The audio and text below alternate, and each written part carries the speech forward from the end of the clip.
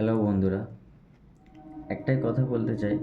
আজকে 23 তারিখ, যে ঘটনাটা হয়ে গেছে, মৌমিতা যে দিদি, ওর বিষয়ে কিছু কথা বলতে চাই।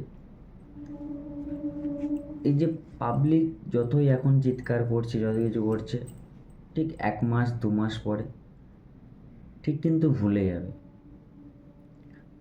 পাবলিকের উচিত এগুলো ভুলে যাওয়া না উচিত।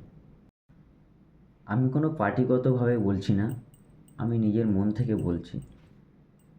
যেটা হয়েছে খুবই খারাপ, খুবই খারাপ হয়েছে, হওয়া উচিত নয়। ইতিহাসের খাতায় এই প্রথমবার এত বড় একটা মর্মান্তিক ঘটনা হওয়ার জন্য এটা মানুষের ভোলা উচিত না। এটা যাতে স্মৃতি হয়ে থাকুক, এটা সবাই পালন করুক, এটা চাওয়ার আমারই খুব কল্পনা। সবারই ঘরে মা বোন আছে।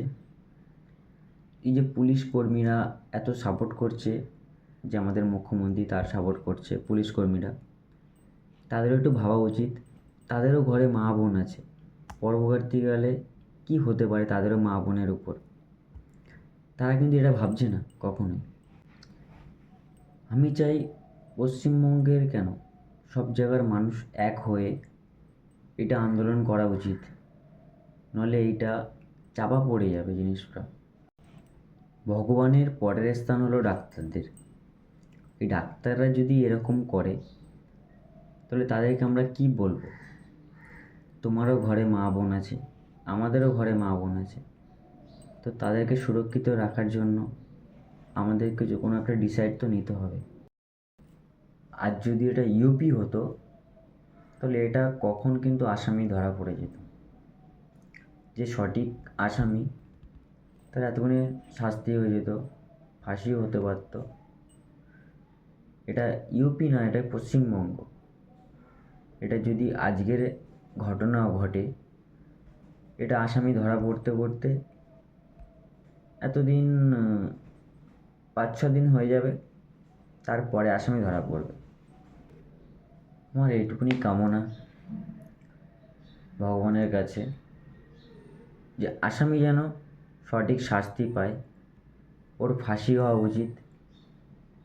এত বড় যে কাণ্ডটা করেছে, এর কোনো বিচার নেই, ওকে ডাইরেক্ট ফাঁসি দেওয়া উচিত।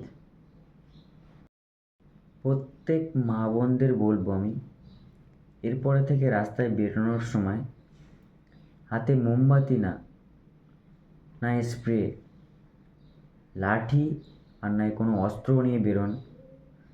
যেসব নৃশংস পশুরা রাস্তাঘাটে ঘোরাঘোরা করছে, তাদেরকে সঠিকভাবে শাস্তি দিন। আমি প্রার্থনা করে এটুকুনি বলবো, এত যে মা বোনের কান্না, অনুপ্রেরণা যেন বৃথা না যায়। আমি চাই যেন সঠিক আসামির শাস্তি হোক।